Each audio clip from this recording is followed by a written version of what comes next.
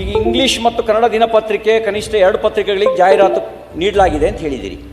ಯಾವ ಪತ್ರಿಕೆಗೆ ಜಾಹೀರಾತು ಕೊಟ್ಟಿದ್ರಿ?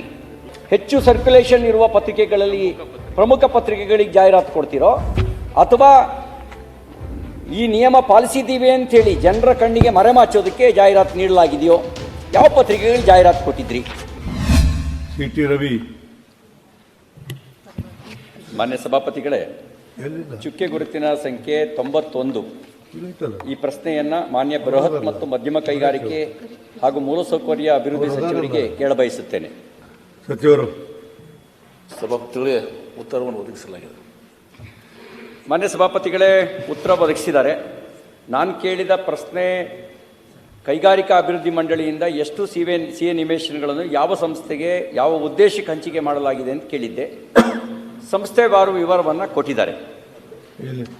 ಸಿಎ ನಿವೇಶನ ಹಂಚಿಕೆ ಮಾಡಲಿಕ್ಕೆ ಇರ್ತಕ್ಕಂಥ ನಿಯಮಗಳು ಮತ್ತು ಮಾನದಂಡಗಳೇನು ಅನ್ನೋದು ಕೇಳಿದ್ದೆ. ಅದರೊಳಗಡೆ ಅವರು ನನ್ನ ಪ್ರಶ್ನೆ ಏನು ಅಂದರೆ ಉತ್ತರ ಕೊಟ್ಟಿದ್ದಾರೆ.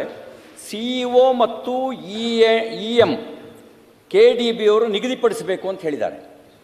ಕಾಲಕಾಲಕ್ಕೆ ಬದಲಾಗುತ್ತಾ ಇರುತ್ತೋ ನಿಯಮ, ಅಥವಾ ನಿರ್ದಿಷ್ಟ ನಿಯಮ ಮುಂಚೆ ನಿಯಮಕ್ಕೆ ಅನುಗುಣವಾಗಿ ಅಂದರೆ ವ್ಯಕ್ತಿಗನುಗುಣವಾಗಿ ನಿಯಮ ಬದಲಾಗುತ್ತೋ, ಸಂಸ್ಥೆ ಮತ್ತು ವ್ಯಕ್ತಿಗನುಗುಣವಾಗಿ, ಅಥವಾ ನಿರ್ದಿಷ್ಟ ನಿಯಮ ಮುಂಚೆನೇ ನಿಯಮ ಇರುತ್ತೋ ಅನ್ನೋದು ನನ್ನದೊಂದು ಉಪಪ್ರಶ್ನೆ. ಇನ್ನೊಂದು ಪ್ರಶ್ನೆ, ಈಗ ಇಂಗ್ಲಿಷ್ ಮತ್ತು ಕನ್ನಡ ದಿನಪತ್ರಿಕೆ ಕನಿಷ್ಠ 2 ಪತ್ರಿಕೆಗಳಿಗೆ ಜಾಹೀರಾತು ನೀಡಲಾಗಿದೆ ಅಂತ ಹೇಳಿದಿರಿ. ಯಾವ ಪತ್ರಿಕೆಗೆ ಜಾಹೀರಾತು ಕೊಟ್ಟಿದ್ರಿ? ಈ ಕೆಲವೊಮ್ಮೆ ಏನಾಗ್ಬಿಡ್ತವೆ, ಪಬ್ಲಿಕ್ ಡೊಮೈನಲ್ಲಿ ಇರೋದೇ ಇಲ್ಲ, ಆ ಪತ್ರಿಕೆಗೆ ಜಾಹೀರಾತು ಕೊಟ್ಟಿದ್ದೀವಿ ಅಂತ ಅಂದ್ಕೊಂಡ್ಬಿಡ್ತೀವಿ. ಅಂದರೆ ಹೆಚ್ಚು ಸರ್ಕ್ಯುಲೇಷನ್ ಇರುವ ಪತ್ರಿಕೆಗಳಲ್ಲಿ ಪ್ರಮುಖ ಪತ್ರಿಕೆಗಳಿಗೆ ಜಾಹೀರಾತು ಕೊಡ್ತಿರೋ ಅಥವಾ ಈ ನಿಯಮ ಪಾಲಿಸಿದ್ದೀವಿ ಅಂಥೇಳಿ ಜನರ ಕಣ್ಣಿಗೆ ಮರೆಮಾಚೋದಕ್ಕೆ ಜಾಹೀರಾತು ನೀಡಲಾಗಿದೆಯೋ? ಯಾವ ಪತ್ರಿಕೆಗಳಿಗೆ ಜಾಹೀರಾತು ಕೊಟ್ಟಿದ್ರಿ? ಮೂರನೇದು, ಕಮರ್ಷಿಯಲ್ ಮತ್ತು housing.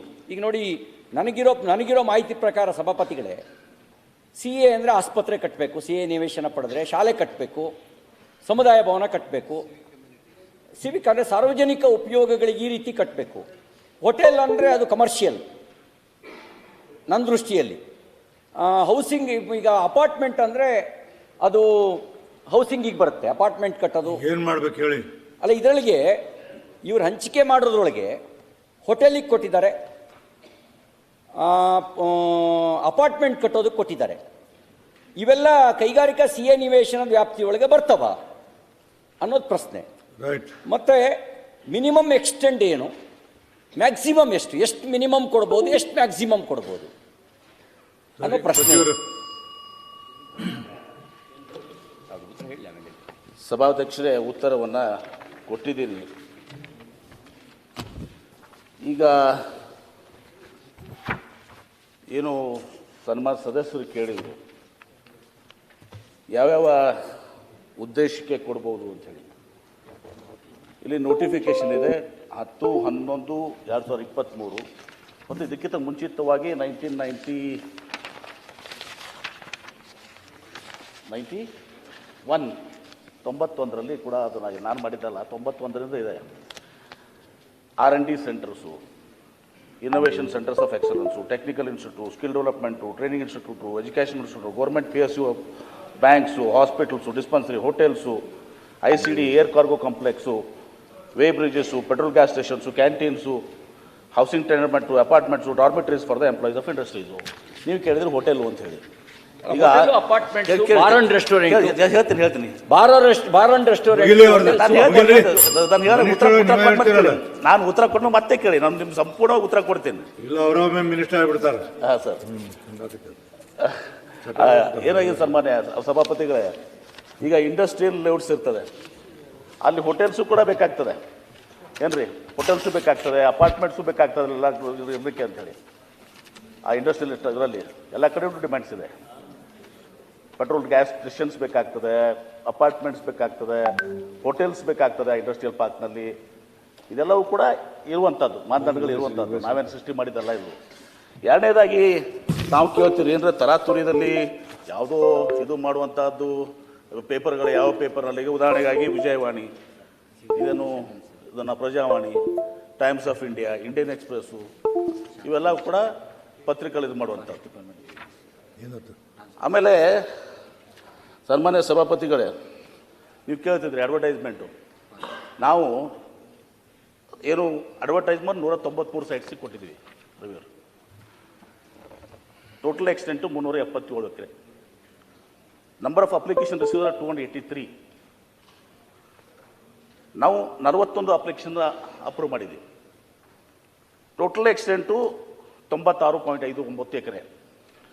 Number of single applicants ಅಂದರೆ ಒಂದೊಂದು ಇದಕ್ಕೆ ಒಬ್ಬರೇ ಅಪ್ಲೈ ಮಾಡಿದ್ದು, ಅದನ್ನ ನಾವು ಸಮಿತಿಯಲ್ಲಿ ರಿಜೆಕ್ಟ್ ಮಾಡಿದ್ವಿ. ಯಾಕಂದರೆ ಇನ್ನೊಂದು ಕಾಲ ಅವಕಾಶ ಟು ಬಿ ಮೋರ್ ಟ್ರಾನ್ಸ್ಪರೆಂಟ್. ಇದೇನು ಟೆಂಡರ್ ಅಲ್ಲ, ಕ್ಯಾನ್ಸಲ್ ಮಾಡುವಂಥ ಅವಶ್ಯಕತೆಯೂ ಇರಲಿಲ್ಲ.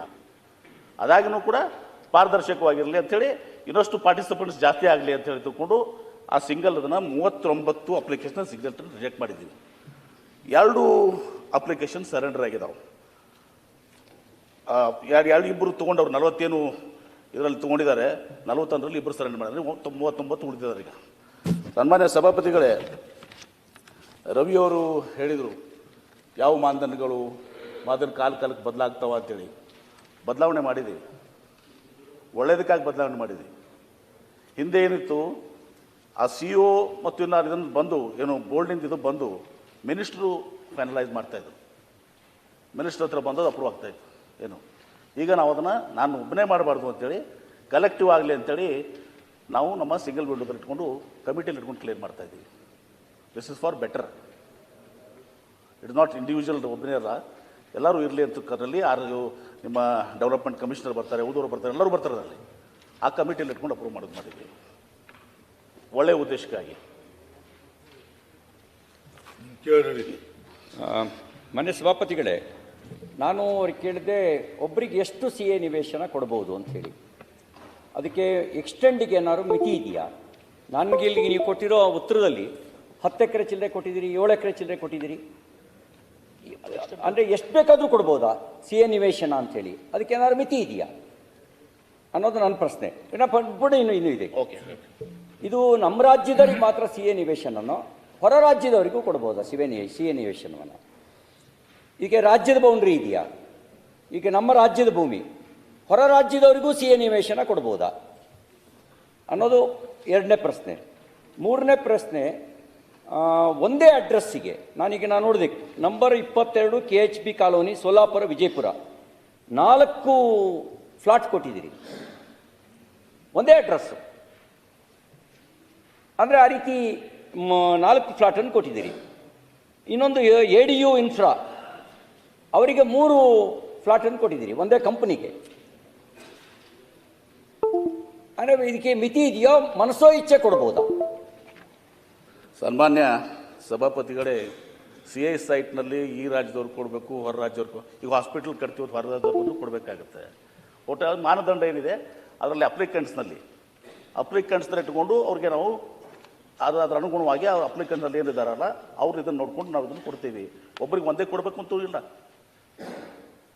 ಇಷ್ಟಾದರೂ ಕೂಡ ನಮಗೆ ಇನ್ನೂ ಸುಮಾರು 283 ನಮ್ಗೆ ಬಂದಿರುವಂಥದ್ದು ಕೇವಲ 41 ಅಪ್ಲಿಕೇಶನ್ಸ್ ಮಾಡಿರುವಂಥದ್ದು. ಇನ್ನೂ ನಮಗೆ ಸುಮಾರು ಎಷ್ಟು ಉಳಿತದೆ? 283ರಲ್ಲಿ ಈಗ 193 41 ಹೋದರೆ ಇನ್ನೂ 152 ಉಳಿತವೆ. ಈಗೇನು ಹೊರ ರಾಜ್ಯವ್ರು ಕೊಡಬಾರ್ದು ಅಂತ ಇಲ್ಲ, ಅಥವಾ ಒಬ್ಬರಿಗೆ ಒಂದೇ ಕೊಡಬೇಕಂತೂ ಏನು ಇದು ಇಲ್ಲ, ಕೊಡ್ಬೋದು, ಅದರ ಏನು ತಪ್ಪಿಲ್ಲ. ಅಷ್ಟೇ ಯಾಕೆ ನಾವು ಹಿಂದೆ ಇದು ಸಿವಿಕ್ ಕಮ್ಯುನಿಟಿ ಸೈಟು ರವಿಯವರ, ಇದು Civic community site. Civic community site ನಾವು ಎಜುಕೇಷನ್ ಇನ್ಸ್ಟಿಟ್ಯೂಷನ್ಸು, ಹಾಸ್ಪಿಟಲ್ ಕೊಡ್ಬೋದು. ಆದರೆ ಹಿಂದೆ ಏರೋಸ್ಪೇಸ್ ಆ್ಯಂಡ್ ಡಿಫೆನ್ಸ್ ಪಾರ್ಕ್ನಲ್ಲಿ ನಾವು 100 ಎಕರೆ ಒಂದು ಶಿಕ್ಷಣ ಸಂಸ್ಥೆ ಕೊಡ್ತೀವಿ. ಶಿಕ್ಷಣ ಸಂಸ್ಥೆ is not a industrial estate, industrial body. Civic ಕಮ್ಯುನಿಟಿದಾಗ ಕೊಡ್ಬೋದು ನಾವು, ಹಾಸ್ಪಿಟಲ್ಸು, ಹೋಟೆಲ್ಸ್ ಎಲ್ಲ.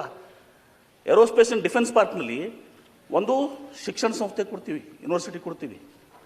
ಕೊಡೋದು ಅಷ್ಟೇ ಅಲ್ಲ, ಅಲ್ಲಿ ನಾವು ಇನ್ಸೆಂಟಿವ್ಸ್ ಯಾರಿಗೆ ಕೊಡ್ತೀವಿ? ಕನ್ಸೆಷನು ಲ್ಯಾಂಡಿಗೆ. ಈಗ ಉದಾಹರಣೆಗೆ ಅಲ್ಲಿ 2.5 ಕೋಟಿ ಇದೆ, 50 ಲಕ್ಷ ಕೊಟ್ಟಿದ್ದೀವಿ. ಯಾರಿಗೆ ಕೊಡ್ತೀವಿ ಇನ್ಸೆಂಟಿವ್ಸ್ ನಾವು? ಓನ್ಲಿ ಫಾರ್ ಇಂಡಸ್ಟ್ರಿಯಲ್, ಲೈಕ್ ಫಾಕ್ಸ್ಕಾನು, ಬೇರೆ ಇಂಡಸ್ಟ್ರಿಯಲ್ಸ್ಗೆ ನಾವು ಇನ್ಸೆಂಟಿವ್ ಕೊಡ್ತೀವಿ. ಆದರೆ ಅಲ್ಲಿ ನಾವು ಸುಮಾರು ನಮ್ಮ ಸರ್ಕಾರಕ್ಕೆ 135 ಕೋಟಿ ರೂಪಾಯಿ ಹಾನಿ ಮಾಡಿ ಇವತ್ತು ಕೊಟ್ಟಿದ್ದಂಥ ಉದಾಹರಣೆಗಳಿದ್ದಾವೆ. ಅಷ್ಟೇ. ಇನ್ನು ಹೇಳ್ಕೋದ್ರು ಬಹಳಷ್ಟಿದೆ, ರಾಜಕೀಯ ಮಾಡಕ್ ಹೋದ್ರೆ ಬಹಳಷ್ಟು ಮಾತಾಡ್ತೀನಿ ನಾನು. ಶಿಕ್ಷಣ ಸಂಸ್ಥೆ ಹೆಸರು ನಾನು ನಿಮ್ಮ ಹತ್ರ ಉತ್ತರ ಬಯಸ್ತಾ ನಾನು ಇದ್ದೀನಿ. ಹೇಳ್ತೀನಿ ಕೇಳಿ. ಈಗ ಅಲ್ಲ, ನೀವು ನಾನು ಗಾಬರಿ ಕೇಳಿದ್ರಲ್ಲ, ಯಾಕೆ ಯಾವ- ಗಾಬರಿ ಯಾವ್ಯಾವ ಆಗ್ತಿದೆ ಅರ್ಥದಲ್ಲಿ ನಂಗೆ ಅರ್ಥ ಆಗ್ತಿಲ್ಲ. ನೀವು ಯಾವ್ಯಾವ ಅರ್ಥದಲ್ಲಿ ನೀವು ಕೇಳಿದ್ರಲ್ಲ, ಗಾಬರಿ ಆಗ್ತಿರೋ ನೋಡಿದ್ರೆ ನನ್ಗೆ ಅನ್ಸುತ್ತೆ ಏನು ಇದರಲ್ಲಿ ನಿಯಮಗಳ ಉಲ್ಲಂಘನೆ ಆಗಿದೆ. ಯಾರು ಅರೆ ನಿಯಮಗಳ ಉಲ್ಲಂಘನೆ ಈಗ- ಆಗಿದೆ. ಈಗ ಹೇಳ ನೀವು ಕ್ಯಾಬಿನೆಟ್ ಅಲ್ಲಿ ರವಿ. ನೋಡಿ, ಈ ಸರ್ಕಾರಕ್ಕೆ ವಿಶೇಷವಾಗಿರೋ ಪ್ರಾತಿನಿಧ್ಯ ಕೊಡೋದಕ್ಕೆ ಸರ್ಕಾರಕ್ಕೆ ಅವಕಾಶ ಇದೆ. ಅಂತ ಸಂದರ್ಭಗಳಲ್ಲಿ ಕ್ಯಾಬಿನೆಟ್ ಮುಂದೆ ಸಚಿವರು ವಿಷಯ ಕೂಡಿ ತಂದು ಅವ್ರು ಹೇಳಿ, ಅವ್ರು ಹೇಳಿ. ಕನ್ಸಿಷನ್ ಕೊಡ್ತಾರೆ. ಅವ್ರು ಹೇಳಿ, ಅವ್ರು ಕ್ಯಾಬಿನೆಟ್ ಹೇಳಿ. ಮುಂದೆ ಸಭಾ- ವಿಷಯ ತಂದು ಹೇಳಿ, ಕನ್ಸಿಷನ್ ಅವ್ರು ಹೇಳಿ, ಕೊಡ್ತಾರೆ. ಕೇಳಿ. ಈಗ ನೀವು ಸಭಾಪತಿಗಳೇ, ಇಂಥ ರೀತಿ ಕೊಡಬೇಕಾದ್ರೆ ಒಬ್ಬರಿಗೆ 4 ನಿವೇಶನ ಕೊಡಬೇಕಾದ್ರೆ ವಿಶೇಷ ಪ್ರಾತಿನಿಧ್ಯ ಏನಾದ್ರು ಕೊಟ್ಟಿದ್ದೀರಾ? ಕ್ಯಾಬಿನೆಟ್ ಮುಂದೆ ಏನಾದ್ರು ತಂದು ನಿಯಮಗಳ ಬದಲಾಯಿಸಿದ್ದೀರಾ? ಇನ್ನೂ ಬಹಳ ಕಾರ್ಯ ನಿಮಗೂ ನೀವು ಅಪ್ಲೈ ಮಾಡಿ ನಿಮಗೂ ಕೊಡ್ತೀವಿ. ಹೇಳಿ. ಸನ್ಮಾನ್ಯ ಸಭಾಪತಿಗಳೇ, ಹೇಳಿ, ಹೇಳಿ. ನಾನು ಹೇಳೋದಷ್ಟೇ. ಅಲ್ಲ, ಈಗ ನಾವು ಯಾವ್ದು- ಈಗ ನೋಡಿ, ಈಗ ಏನಾಗ್ತದೆ, ಎಂಟರ್ಪ್ರೈಸರ್ಸ್ನವರಿಗೆ ಹೆಚ್ಚೆಚ್ಚು ಆಪರ್ಚುನಿಟಿ ಕೊಡಬೇಕು. ಹೆಚ್ಚೆಚ್ಚು ಜಾಹೀರಾತು, ಪಬ್ಲಿಸಿಟಿ ಹೀಗೆಲ್ಲ ಮಾಡಿದ್ರೆ ಕೊಡ್ತಾರೆ, ಹೆಚ್ಚಿನ ಜನ ಬರ್ತಾರೆ. ಮತ್ತೆ ಏನು ಹೇಳಿದ್ದೀನಿ ಈಗ ನನಗೆ? ಪ್ರಜಾವಾಣಿ ಕೊಟ್ಟಿದ್ದೀವಿ, ಟೈಮ್ಸ್ ಆಫ್ ಇಂಡಿಯಾ ಕೊಟ್ಟಿದ್ದೀವಿ, ವಿಜಯ ಕರ್ನಾಟಕ ಎಲ್ಲ ನ್ಯೂಸ್ ಪೇಪರ್ಸ್ ಕೊಟ್ಟಿದ್ದೀವಿ. ನೀವು ಈಗ ಹಾಗಂತ ಅಷ್ಟೇ ಅಲ್ಲ, ಮೊದಲು ರವಿ ಅವ್ರ ಸನ್ಮಾನ್ಯ ಸಭಾಪತಿಗಳೇ, ಮೊದಲು ಕೇವಲ ಪತ್ರಿಕೆಯಲ್ಲಿ ಅಷ್ಟೇ ಕೊಡ್ತಿದ್ರಿ. ಈಗ ನಾವು ಆನ್ಲೈನ್ ಕೂಡ ಮಾಡಿದ್ದೀವಿ, ವೆಬ್ಸೈಟ್ನಲ್ಲಿ ಕೂಡ ಇದು ಮಾಡಿ. ನಾನು ಬಂದ ಮೇಲೆ ಮೊದಲು ಮಿನಿಸ್ಟರ್ ಅಪ್ರೂವ್ ಮಾಡ್ತಾ ಇದ್ರು, ನಾವು ಡೂಯಿಂಗ್ ಇಟ್ ಇನ್ ಕಮಿಟಿ. ಆಮೇಲೆ ಇದು ಸಿವಿಕ್ ಕಮ್ಯುನಿಟಿ ಸೈಟ್ಸು, ನೀವು ಹೇಳಿದಂಗೆ ಸಿವಿಕ್ ಕಮ್ಯುನಿಟಿ ಸೈಟ್ ಸಾರ್ವಜನಿಕ ಉಪಯೋಗಕ್ಕಾಗಿ. ಅಲ್ಲ, ಆದ್ರೆ ನಾವು ಅದಕ್ಕೆ ಎಷ್ಟೋ ಕಡೆ, ಈಗ ರವಿ ಅವರ ಎಷ್ಟೋ ಕಡೆ ಏರೋಸ್ಪೇಸ್ ಅಂಡ್ ಡಿಫೆನ್ಸ್ ಪಾರ್ಕ್ನಲ್ಲಿ ಇವತ್ತು ನಾವು ಕೊಡಬಾರ್ದಲ್ಲ, ತಪ್ಪದಲ್ಲ, ಎಜುಕೇಶನ್ ಕೊಟ್ಟಿದ್ದೀರಿ, ಯೂನಿವರ್ಸಿಟಿ ಕೊಟ್ಟಿದ್ದೀರಿ, ನಿಮಗೆ ಎಜುಕೇಶನ್ ಆದ್ರೆ ನೀವು 135 ಕೋಟಿ ರೂಪಾಯಿ ಅಷ್ಟು ಸರ್ಕಾರಕ್ಕೆ ಭಾರ ಮಾಡಿ ಕ್ಯಾಬಿನೆಟ್ ನಿರ್ಣಯ ಮಾಡಿ. ಆಮೇಲೆ ಸನ್ಮಾನ್ಯ ಸಭಾಪತಿಗಳೇ, ನಮ್ಮಲ್ಲಿ ಏನಿದೆ ಅಂದ್ರೆ KRDB is no loss no profit group. ನಾವೇನೀಗ ಫಾಕ್ಸ್ಕಾನ್ಗೂ ನಾವು ಇನ್ಸೆಂಟಿವ್ ಕೊಡ್ತೀವಿ. ಈಗ ಅವ್ರಿಗೆ 1 ಕೋಟಿ ರೂಪಾಯಿದಿಂದ ನಾವು ಏನು ಲ್ಯಾಂಡ್ ರೇಟ್ ಕನ್ಸೆಷನ್ ಕೊಟ್ಟರೆ ಅದು ರೀಇಂಬರ್ಸ್ ಆಗಬೇಕಾಗ್ತದೆ. ಆ ರೀಇಂಬರ್ಸ್ ಅದಕ್ಕೆ ಮಾಡಲಿಲ್ಲ ಹಿಂದೆ. ಇನ್ನು ಬಹಳಷ್ಟು ಉದಾಹರಣೆ ಇದಾವೆ. ಬಟ್ ಇದು ಉದಾಹರಣೆ ಚರ್ಚೆ ಬೇಕಿದ್ರೆ ನೀವು ಉದಾಹರಣೆ ಇನ್ನೊಂದ್ಸರಿ ಕೊಡಿ. ನೀವು ಈಗ ನನ್ನ ಪ್ರಶ್ನೆಗೆ ಉತ್ತರ ಕೊಡಿ. ನಾಳೆ ಸದಸ್ಯರು ಪ್ರಶ್ನೆ ಸನ್ಮಾನ್ಯ ಕೇಳಿದಾಗ ಸಭಾಪತಿಗಳೇ, ಇಷ್ಟು ನಾನು ಸದಸ್ಯರ ಉತ್ತರವನ್ನು ಬಗ್ಗೆ ಯಾರೋ ಕೊಟ್ಟಿದ್ದೀನಿ. ಮಾಡಿದ್ದು ಇನ್ನೊಂದು ಮಾಡಿದ್ದು ಅಂತ ಆಮೇಲೆ ಸಮರ್ಥನೆ ಮಾಡ್ಕೊಳಕ್ಕಾಗಲ್ಲ. ಆದ್ರೆ ಅದು ಸಮರ್ಥನೆ ನಿಮ್ಮನ್ನ ಕೇಳ್ತಾರೆ. ಈ ಪ್ರಶ್ನೆಗೆ ನೀವು ಉತ್ತರ ಕೇಳ್ತಾ ಇದ್ದೀನಿ ನಾನು. ಕಾನೂನುಬದ್ಧವಾಗಿ ನೀವು ಅದಕ್ಕೆಲ್ಲ ಇದ್ರ ಪ್ರಕಾರ ಮಾಡಿದ್ರ ಅಂತ ಕೇಳಿದ್ರೆ ಉತ್ತರ ಕೊಟ್ಟಿದ್ದೀನಿ. ಅವ್ರ್ಯಾರೋ ಮಾಡಿದ್ದಾರೆ, ಇವ್ರ್ಯಾರೋ ಮಾಡಿದ್ದಾರೆ ಅಂತ ಹೇಳಿದ್ರೆ ಮಾನ್ಯ ಸಭಾಪತಿಗಳೇ, ಬೇರೆ ಅವ್ರು ಮಾಡಿದ್ದಾರೆ ಅಂತ ನಿಮ್ಮ ಸಮರ್ಥನೆ ಒಂದು ನಿಮಿಷ. ಒಂದು ನಿಮಿಷ.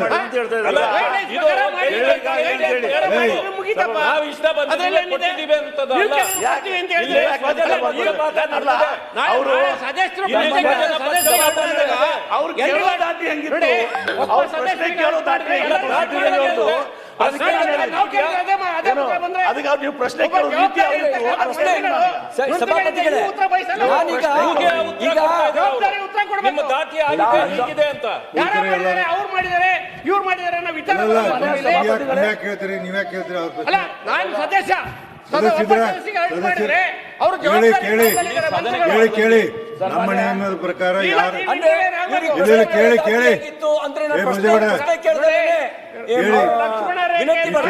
ಮಾಡ್ತೀರಾ? ಮಾನ್ಯ ಮಂತ್ರಿಗಳು ಲಕ್ಷ್ಮಣ ರೇಖೆ ದಾಟಿ ಮಾತಾಡಿದ್ರೆ ನಾವು ಮಾತಾಡಬೇಕಾಗಿದೆ. ತಿಪ್ಪೇಸ್ವಾಮಿ ಸನ್ಮಾನ್ಯ ಸಭಾಪತಿಗಳೇ, ಕೊಡ್ರಿ ಕೊಡ್ರಿ ಕೊಡ್ರಿ ಕೊಡ್ರಿ ತಿಪ್ಪೇಸ್ವಾಮಿ ಇಲ್ಲಿ ಸ್ವತಂತ್ರ ಪಕ್ಷ ಮಾತಾಡೋದಿದೆ. ಎಲ್ಲರೂ ಕೇಳಿದ್ರೆ ತಿಪ್ಪೇಸ್ವಾಮಿ ಉತ್ತರ ಬಂದಿಲ್ಲ. ನೋಡಿ ಕೇಳಿ ಕೇಳಿ ಕೇಳಿ ಕೇಳಿ ಜವಾಬ್ದಾರಿ ನಿಮ್ದು. ನೀವು ಸದನ ನಡೆಸಂತೀರ ಬೇಡ ಈಗ ಕೇಳಿ ಕೇಳಿ ಕೇಳಿ ಕೊಡ್ತೀರಿ. ನೀವು ಕೇಳಿದ್ರಲ್ಲ ನಾ ಹೇಳ್ತೀನಿ ಕೇಳ್ರಿ. ರಿಯಲ್ ಎಸ್ಟೇಟ್ ಬೇಕಾಬಿಟ್ಟಿ ಕೊಡ್ಬೋದು.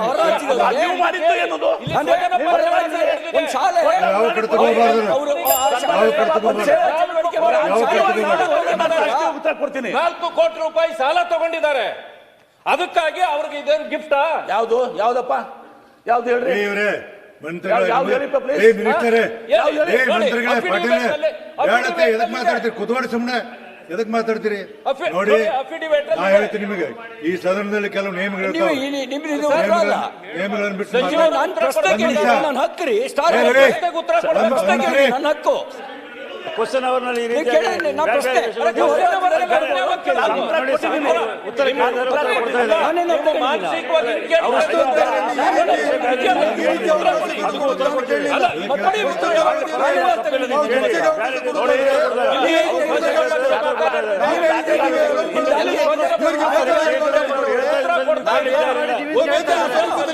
ನಾಲ್ಕು ಐದು ಸೈಟ್ಗಳನ್ನು ಕೊಡ್ತೀರಿ.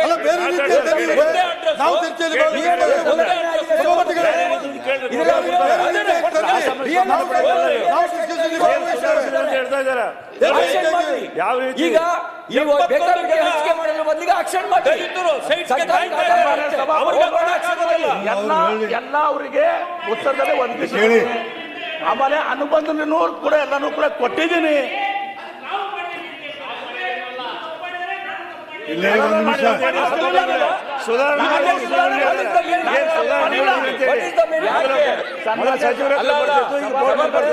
ನಾವು ಮಾಡಿಲ್ಲ.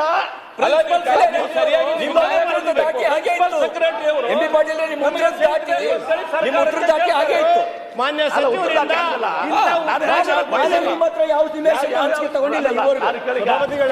ನಾನು ಇವತ್ತವರೆಗೂ ಬಂದಿಲ್ಲ. MLA ಕಷ್ಟ ಸುಖ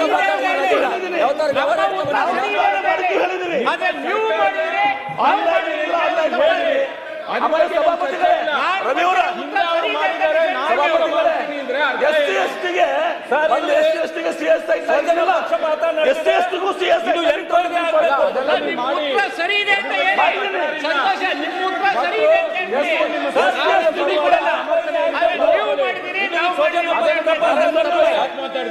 ಸಭಾಪತಿಗಳೇ, ಮೇಲ್ನೋಟಕ್ಕೆ ಗೊಂದಲ ಇದೆ, ಮೇಲ್ನೋಟಕ್ಕೆ ವ್ಯವಹಾರ ಆಗಿದೆ ಅಂತ ಕಂಡುಬರ್ತಾ ಇದೆ.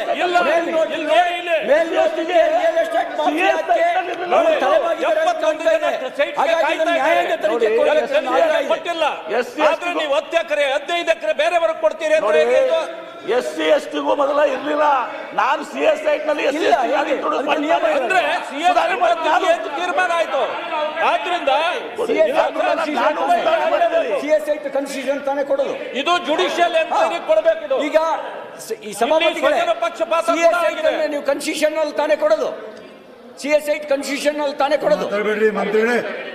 ಮಂತ್ರಿಗಳೇ, CS ಸೈಟ್ ನಲ್ಲಿ ಏನು ಕನ್ಸಿಷನ್ ಇಲ್ಲ. ಸನ್ಮಾನ ಸಭಾಪತಿಗಳೇ, ಮಾತಾಡ್ತೀರಿ ಕುತ್ಕೊಳ್ಳಿ. ತಮ್ಮ ಸಂದೇಶ ಹೋಗುದು ಬೇಡ.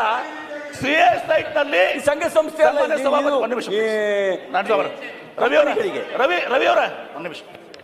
ಸನ್ಮಾನ್ಯ ಸಭಾಪತಿಗಳೇ, CS ಸೈಟ್ ರೇಟ್ಸ್ ಕೂಡ ನಾನು ಮಾಡಿದ್ದಲ್ಲ, ಹಿಂದೆ ಇವರೇ ಮಾಡಿದ್ದಂಥದ್ದು, ಹಿಂದಿನ ಸರ್ಕಾರದಲ್ಲಿ ಮಾಡಿದಂಥದ್ದು.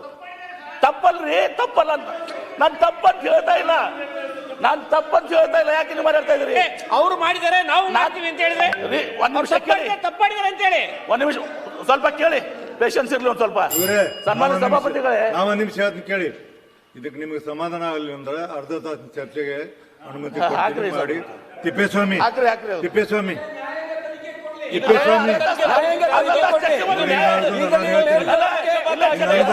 ನನ್ನದಾಗಿ ಭಾಷೆ ಹೇಳ್ಬೇಕಾಗ್ತೀನಿ